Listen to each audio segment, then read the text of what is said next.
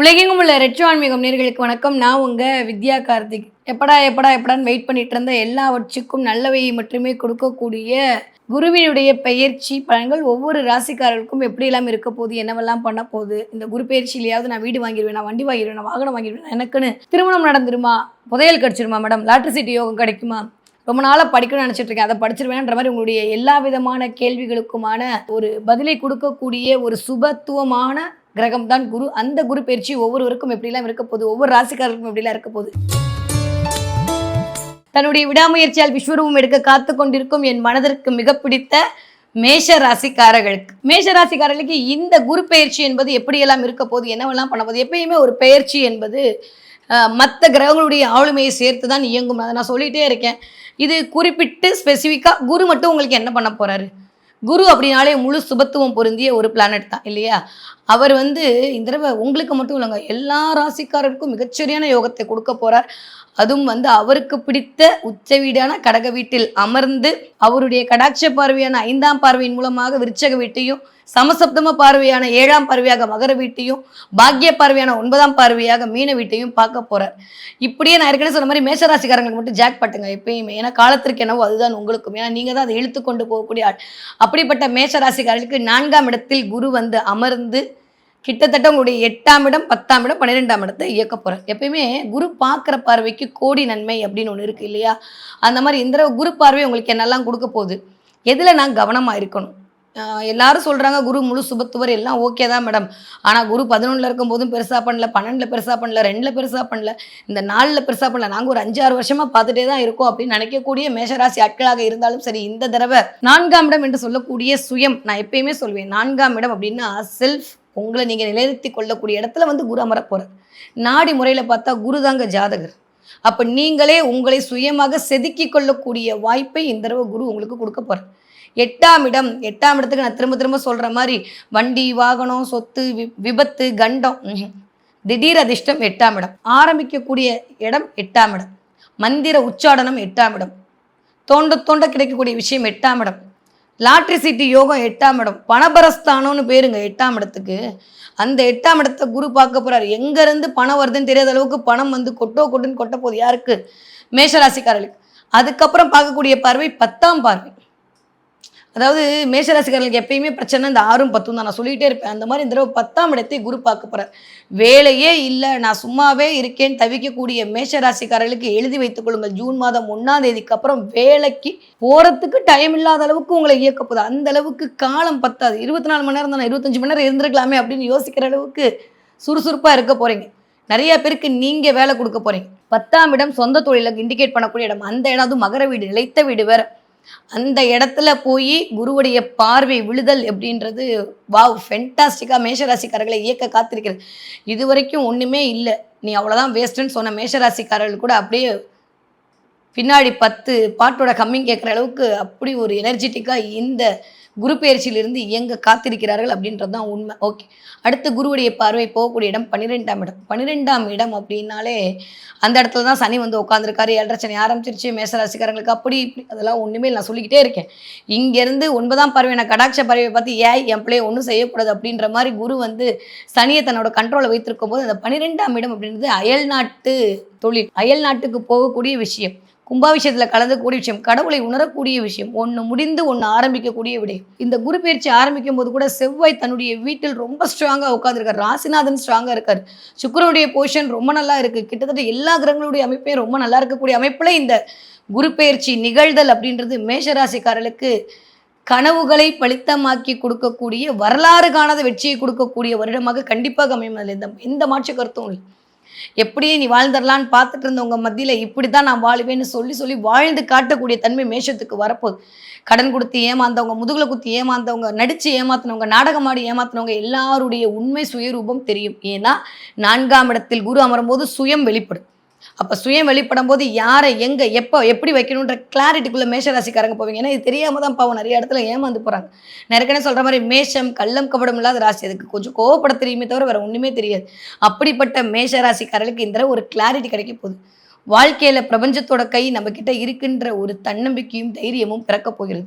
So எனக்கு தெரிந்து இதுவரைக்கும் இல்லாத அளவுக்கு சொத்துக்கள் குவியக்கூடிய நேரம், இடம் வாங்குறதுக்கான நேரம், மனை வாங்குறதுக்கான நேரம், வண்டி வாங்குறதுக்கான நேரம், எனக்குன்னு ஒரு உடைமை தான் 4ஆம் இடம். நிறைய ட்ரெஸ் வாங்குறதுக்கான நேரம், 4ஆம் இடம் தான் சொக்கா. அமர்ந்து சாப்பிட நேரம் இல்லாதவங்களாம் உட்காந்து ஒரு இடத்துல நிம்மதியாக சாப்பிட்றதுக்கான அமைப்பு, பொருளாதார வளர்ச்சி, பெயர் புகழ் அந்தஸ்து எல்லாம் கிடைக்குங்க. ஆனால் சனியுடைய தாக்கம் கொஞ்சம் இருக்குன்றதை கொஞ்சம் மைண்டில் வச்சுக்கணும். நிறைய பேர் கடல் கடந்து போவதற்கான வாய்ப்பு இருக்கும். இருக்கிற வேலையை விட்டு இந்த ஒன்று முடிஞ்சு ஒன்று தொடங்குறதாங்க 12ஆம் இடம். அப்போ நீங்கள் ஏதாவது பண்ணிட்டு இருந்தீங்கன்னா அது முடிஞ்சு உங்களுக்கு தொடங்கும். இடமாற்றம் மனை மாற்றம் கண்டிப்பாக உண்டு. எல்லாம் ஓகே மேடம், எதில் நான் கவனமாக இருக்கணும் அப்படின்னா, குரு நின்ற இடத்தை கொஞ்சம் அப்படியே ஃப்ரீஸ் பண்ணுவார். நான் பால் படுத்துவார்னா சொல்ல மாட்டேன், கொஞ்சம் ஃப்ரீஸ் பண்ணுவாருன்ற அடிப்படையில் கொஞ்சம் 4ஆம் இடம் சார்ந்து கவனமாக இருக்கணும். அம்மாவோட உடல்நிலை கவனமாக இருக்கணும். இல்லை நீங்கள் இருந்தீங்கன்னா அம்மாவுக்கு உங்களுக்கு ஒரு சின்ன பிரிவுகள் எட்டி பார்த்துட்டு போகலாம். அதே மாதிரி 4ஆம் இடம் சொந்த பந்தங்கள், அவர்களிடம் ரொம்ப கவனமாக ஜாக்கிரதையாக இருக்கும். 4ஆம் இடம் அப்படின்றது வீடு, குடும்பம் சார்ந்த விஷயம். அப்போ குடும்பத்தை விட்டு வேலைக்காக வெளியூருக்காக எங்கேயாவது போக வேண்டிய சினாரியோ வரும். குடும்பத்தை விட்டு பிரியறதுக்கான வாய்ப்புகள் இருக்கும். இதெல்லாம் உங்களுடைய நலனுக்காக மட்டுமே அன்றி வேற ஒன்றுமே இல்லை. ஸோ நெகட்டிவாக எதுவுமே இல்லை. இந்த 4ஆம் இடம்ன்றது கொஞ்சம் படபடப்பு, டென்ஷன் கொடுக்கும். இந்த ஆண்களாக இருக்கிற பட்சத்தில் அது மார்பகத்தையும், பெண்களாக இருக்கிற பட்சத்தில் அது வயிறு சார்ந்த கர்ப்பப்பையை இண்டிகேட் பண்ணுது. ஸோ கொஞ்சம் மேஷராசிக்காரர்கள் கர்ப்பப்பை சார்ந்த விஷயத்தில் பெண்கள் கவனமாகவும், ஆண்கள் கொஞ்சம் படபடப்பு, டென்ஷன் ஆகிறது இதெல்லாம் விட்டுடுங்க. அடுத்தவங்களுக்காக நம்ம ஏன் டென்ஷன் ஆகணும்? ஏன்னா இந்த குரு இந்த இடத்துல உட்காந்து இந்த விஷயங்களை சின்ன சின்னதாக இண்டிகேட் பண்ணிட்டு இருக்காரு. மற்றபடி எல்லாமே ஜெயிக்க போகிறீங்க. நினச்சது நினைக்காதது நினச்சிட்டு இருக்கிறது எல்லாம் வெற்றி. இதெல்லாம் என் லிஸ்ட்லேயே இல்லையென்ற அளவுக்கு அதிர்ஷ்ட காற்று உங்களை நோக்கி வரப்போகுது. எதுங்க திடீர் அதிர்ஷ்டம்? நம்ம நினைக்காத நேரத்தில் வந்து சேர்றதுதானங்க அதிர்ஷ்டம். உடனே 2 கோடி வரும், 3 கோடி வரும், அது இல்லைங்க. அது இல்லை அதிர்ஷ்டம் நிஜமாவே. அது வந்தாலுமே அதோட ஒரு சாட்டிஸ்ஃபேக்ஷன் கிடைக்குது இல்லை, அதுதான் உண்மையான அதிர்ஷ்டம். இந்த தடவை மன நிம்மதியோடு மன நிறைவோடு உங்களுக்கான வாழ்வியலை நீங்கள் வாழ ஆரம்பிப்பீர்கள். ரொம்ப நாளுக்கு அப்புறம் 30 வருடங்களுக்கு அப்புறம் 12 வருடங்களுக்கு அப்புறம் மேஷராசிக்காரர்களுக்கு மிகச்சரியான ராஜயோகம் இனிதே மலர காத்திருக்கிறது. சரியாக முறையாக நீங்கள் பயன்படுத்திக்கிட்டீங்கன்னா வெற்றியின் வாசல் படியில் தான் நிற்பீங்க. அதில் எந்த மாற்று கருத்தும் இல்லை. ஓகே, இந்த தடவை நான் என்ன தெய்வத்தை வழிபாடு செய்ய வேண்டும் அப்படின்னு பார்த்தீங்கன்னா, மேஷராசிக்காரங்க இந்த தடவை மேக்சிமம் 4ஆம் இடத்துல போய் குரு அமர்ந்திருக்கக்கூடிய ஒரு தன்மை அப்படின்றது, தென்குடி திட்டை அப்படின்ற ஊரில் இருக்கக்கூடிய வசிஷ்டேஸ்வரர் நமஸ்காரம் மட்டும் வாசல் இருக்கக்கூடிய ராஜகுருவை போய் பார்த்துட்டு வாங்க. இந்த வருஷத்துக்குள்ளே ஒரு தடவை போயிட்டு அங்கே போய் ராஜகுருவை பார்த்துட்டு வாங்க. ஏன்னா முருகன் இடம் அங்கே மயிலே இருக்காது. அங்கே மயில் இல்லாத ஒரு முருகன் இருக்காரு, வேல் இல்லாத ஒரு முருகன் இருக்காருன்னா அது அவர் தான். அங்கே சேவல் கொடியே கிடையாது முருகனுக்கு. ஏன்னா அந்த குரு தான் ராஜகுருவாக இருந்து சூரசம்காரத்தை கூட்டிகிட்டு போனார். யாரை? முருகனை. அங்கே சூரசம்காரம் ஆனப்பானதான் அது வேலாகவும் மயிலாகவும் பிரிந்த கதையெல்லாம் நமக்கு தெரியும் இல்லையா? அந்த இல்லாத அமைப்பு இருக்கக்கூடிய முருகன், அப்பேற்பட்ட பழமை வாய்ந்த கோவில். அதெல்லாம் 2வது விஷயம். இன்னொன்று சொல்லட்டுமா உங்களுக்கு மட்டும் சீக்கிரம்? அந்த கோவிலில் மேலே கருவறைக்கு மேலே இருக்கக்கூடிய 2 கல், சந்திரகாந்த கல், சூரியகாந்த கல். ஒவ்வொரு 4 நிமிடத்திற்கும் ஒரு முறையும் அந்த சூரியகாந்த கல் இரவில் வந்து சந்திரனுடைய ஒளியை வாங்கி அங்கு சிவனுக்கு அபிஷேகம் செய்து கொண்டிருக்கிறது. சந்திரகாந்தக்கள் காலையில் சூரியனுடைய எனர்ஜியை வாங்கி அங்கே சொட்டு சொட்டா இன்றைக்கும் போனீங்கன்னா 4 நிமிஷத்துக்கு ஒரு தடவை அங்கே சிவன் தலையில் அந்த கல் மூலமாக நடந்து கொண்டிருக்கிறது. அப்பேற்பட்ட மகத்துவம் பொருந்திய ஒரு இடத்திற்கு நீங்கள் போயிட்டு வந்தீங்க அப்படின்னா, குரு பகவானை போய் நீங்கள் வாசகவுடைய ராஜகுருவை போய் பார்த்துட்டு வந்தீங்கன்னா நீங்கள் ராஜாவாக வாழ்வதை யாராலும் தடுக்க முடியாது. முருகப்பெருமானுடைய அருளும் சேர்ந்திருக்கக்கூடிய கோவில். கண்டிப்பாக மேஷராசிக்காரங்கள் அந்த கோவிலில் போய் ஒரு தடவையாவது இந்த ஒரு வருஷத்துக்குள்ளே மீச்சிட்டு வாங்க. எப்பேற்பட்ட பிரச்சனையும் உங்களை விட்டு தவிடுபடியாக்கும். ஓகே, மேஷராசிக்காரர்களுக்கு எனக்கு தெரிந்து இந்த தடவை கொஞ்சம் ரெட் கலரும் எல்லோ கலரும் பயன்படுத்துங்க. உங்களுக்கு மிகச்சரியான ராஜயோகம் உங்களை நோக்கி வர காத்திருக்கிறது. கரெக்டாக இன்னும் சொல்லப்போனால் இந்த 9 அப்படின்ற நம்பரை நிறைய பயன்படுத்துங்க. 9 அப்படின்ற நம்பர் வந்து இந்த தடவை உங்களுக்கு நல்ல ராஜயோகத்தை கொண்டு வந்து கொடுக்கும். நிறைய இந்த 9 எண்கள், 9ஆம் எண்களோடு தொடர்பு கொள்வது, இந்த 9 நாள் இருக்கிறது, இந்த மாதிரியான விஷயங்கள் நிறைய முருகன் கோவிலோடு கனெக்ட் ஆகும். செவ்வாய் ஆளுமையோடு இருக்கக்கூடிய அமைப்பில் பிறக்கக்கூடிய இந்த குரு பயிற்சி கண்டிப்பாக ராசிநாதனுடைய தன்மையும் சேர்ந்து உங்களுக்கு கொடுக்கும். அப்போ இந்த குரு பயிற்சி என்பது உங்களுக்கான கோடீஸ்வர யோகத்தை வழங்க காத்திருக்கிறது. அதில் எந்த மாற்று கருத்துள்ள மேஷராசிக்காரர்களுக்கு வைகாசி மாதம் 16ஆம் தேதி, அதாவது மே மாதம் 30ஆம் தேதி இதுவரைக்கும் சென்னையில் நடந்திராத மிகப்பெரிய யாகமாகிய ஷடாட்சர சப்த சந்தஸ்கதி யாகம் உங்களுக்கு நடைபெற காத்திருக்கிறது. கிட்டத்தட்ட எல்லா முருகன் கோயிலிருந்தும், அறுபடை முருகன் கோவில், திருப்போரூர், திருத்தணிகை, எல்லா முருகன் கோயிலிருந்தும் வேத பட்டாச்சாரியர்கள் வந்து இந்த யாகத்தை, மகா யாகத்தை நடத்தி கொடுக்க இருக்கிறார்கள். தலைமை ஏற்று நடத்தி கொடுப்போர் யார் தெரியுமா? சென்னையில் இருக்கக்கூடிய காளிகாம்பாள் கோவில் தலைமை பட்டாச்சாரியர் காளிதாஸ் ஐயாவும், மயிலை சிவம் ஸ்ரீ அசோக் சிவம் அவர்களும் சேர்ந்து இத்தனை வேத பட்டாச்சாரியர்களோடு சேர்ந்து இந்த யாகம் அப்படின்றது கிட்டத்தட்ட 9 மணி நேரம் நடக்க காத்துட்ருக்கு. அதில் 6 வகையான ஒரு பிரிவாக பிரித்து முருகனுக்கே முருகன் பறந்து தான் வைகாசி விசாகம் நம்மளுக்கு தெரியும். அன்னைக்கு எதை கேட்டாலும் முருகன் இந்தான்னு கொடுப்பான். அந்த மாதிரியான ஒரு நாளை தேர்வு செய்து உங்களுடைய எல்லா பிரச்சனைக்குமான ஒரே தீர்வாக, அது வேலை இல்லையாக இருக்கட்டும், அது திருமணம் ஆகவில்லை, குழந்தை பிறக்கலை, கல்வியில் தடை, வியாபார விருத்தி இல்லை, எனக்கு யாரோ ஏதோ உருட்டிட்டாங்க மேடம், என்னால் உடல் ரீதியான பிரச்சனைலேருந்து வெளில வர முடியல, பணம் கொடுத்த இடத்துல பணம் வரல, இப்படி எல்லா விதமான 18 விதமான பிரச்சனைகளுக்கும் 18 விதமான அத்தியாயங்கள் மூலமாக ஒரு மிகப்பெரிய மகா யாக திருவிழா அப்படின்னு தான் சொல்லணும் நடக்க காத்திருக்கு. சென்னையில் எங்கன்னா சென்னை அம்பத்தூரில் இருக்கக்கூடிய ஆர்கே கன்வர்ஷன் ஹாலில். என்னைக்கு அப்படின்னா மே மாதம் 30ஆம் தேதி. மறக்காமல் எல்லாரும் கலந்துக்கோங்க. மேடம் சென்னையில் இருக்கேன், நாங்களாம் எப்படி கலந்துக்கிறது அப்படின்னு சொல்லி பார்த்தீங்கன்னா, இந்த பதிவு உங்களுக்கு தான். இதை கொடுக்கறதோட பெரிய நோக்கமே நீங்கள்லாம் நல்லா இருக்கணும் அப்படின்றது தான். வேற எதுவுமே இல்லை. வேற எந்த ஒரு உள்நோக்கத்தோடும் எந்த ஒரு பண ரீதியான அமைப்போடும் இல்லாமல் மக்கள் முருகனுடைய அருளை பெற்று வாழ்வாங்கு வாழ வேண்டும் என்கிற உயரிய எண்ணத்தில் இத்தனை முருகன் அடிமைகளும் முருகன் தொண்டர்களும் முருகனை பூஜிக்கக்கூடிய அத்தனை பட்டாச்சாரர்களும் சேர்ந்து இணைந்து இந்த விழாவை நடத்த திட்டமிட்டு இருக்கிறார்கள். நீங்கள் எந்த நாட்டில் இருந்தாலும் சரி, இல்லை எந்த ஊரில் இருந்தாலும் சரி, சென்னை வர முடிஞ்சவங்க தயவு செஞ்சு கலந்துக்கோங்க. கீழே நான் நம்பர் தரேன், அதில் முன்பதிவு பண்ணிட்டு வாங்க. கலந்துக்க முடியாதவர்கள் ஒன்றுமே பண்ண வேணாம், ஜஸ்ட்டு உங்களுடைய நம்பரை மட்டும் கொடுங்க.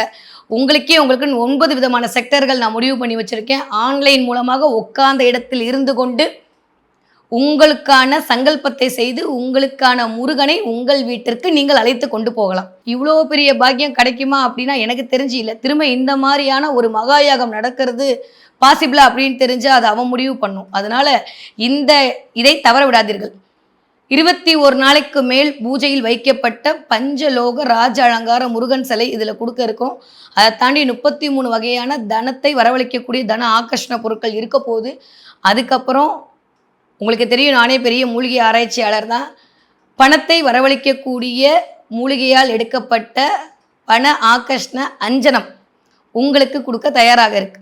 அது நெத்தியில் வச்சுட்டு போனாலே போதும், பணம் அப்படின்ற இடத்துல இருக்கக்கூடிய தடைகள் எல்லாம் நிவர்த்தி ஆகிடும். இந்த 3 பொருட்களும் சேர்த்து 10,500 ரூபா மட்டும்தான். நான் எதுவுமே ஓப்பனாக தான் கொடுக்க போகிறேன். முடிஞ்சப்புறம் இதுதான் செலவுன்னு உங்ககிட்ட நேரடியாக காட்ட தான் போகிறேன். ஏன்னா திரும்பவும் சொல்கிற மாதிரி பணத்திற்காக இந்த பூஜை நடக்கப்பெறவே இல்லை. உங்களுக்கே தெரியும், மகாயாகம் என்பது எவ்வளோ பெரிய விஷயம். அதுவும் 18 அத்தியாயத்துக்கு என்னென்ன விஷயம் பண்ணணும்னு உங்களுக்கு தெரியும்.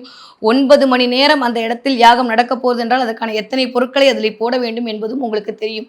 அதெல்லாம் தாண்டியும் நான் ஏதோ ஒரு நாட்டில் இருக்கேன், ஏதோ ஒரு கஷ்டத்தில் இருக்கேன், இந்த இடத்துல பொழப்புக்காக வந்தேன், இந்த இடத்துல என்னுடைய வாழ்க்கை விடியாதான் தவிக்கக்கூடிய என்னுடைய அத்துணை அயல்நாட்டு வாழ் தோழர்களுக்கும் சகோதரர்களுக்கும் என்னுடைய சொந்தங்களுக்கும் இந்த யாகத்தின் மூலமாக கண்டிப்பாக பலன் கிடைத்தே தீரும். அதில் எந்த மாற்று கருத்தும் இல்லை. 48 நாளுக்குள்ள முருகன் நீங்கள் வேண்டியதை கொடுத்தே தீர்வார். அப்படிப்பட்ட மிகப்பெரிய யாகம் கரெக்டாக அந்த குரு பயிற்சிக்கு முதல் நாள் நடக்க போகுது. எப்படியோ குரு பயிற்சி ஆனது எல்லாருக்குமே வாழ்க்கை மாறதான் போகுது. மறக்காமல் யாகத்தில் கலந்துக்கோங்க. தேவைப்படுறவங்க கீழே இருக்கக்கூடிய நம்பருக்கு காண்டாக்ட் பண்ணுங்கள். இல்லை நாங்கள் பார்க்கணுன்னு ஆசைப்படக்கூடிய ஆட்களாக இருந்தாலும் சரி, உங்களுக்காக ஏதாவது நம்மளாம் சேர்ந்து செஞ்சாதான்ப்பா இந்த பூஜை, கலந்துக்கணும்னு பிரியப்படுற ஆட்களாக இருந்தாலும் சரி, இதில் இருக்கக்கூடிய நம்பரை தொடர்பு கொண்டு உங்களுக்கான வருகையை முன்பதிவு செய்யுங்க. அதை பொறுத்து தான் நான் மற்ற எல்லா விஷயத்துக்கும் ரெடி பண்ணணும். கண்டிப்பாக உங்களுடைய பரம்பரைக்கான ஒரு சொத்தாக இந்த 33 வகையான பொருட்களும் அந்த பஞ்சலோக முருகன் சிலையும் இருக்கும் என்பதில் கடுகளவு கூட ஐயம் இல்லை. ஏன்னா அதை உணர்ந்து அதை பார்த்துட்டு தான் இதை உங்களுக்கு கொடுக்க போகிறேன். மறக்காமல் விழாவில் கலந்துக்கோங்க. நான் உங்களை விழாவில் சந்திக்கிறேன்.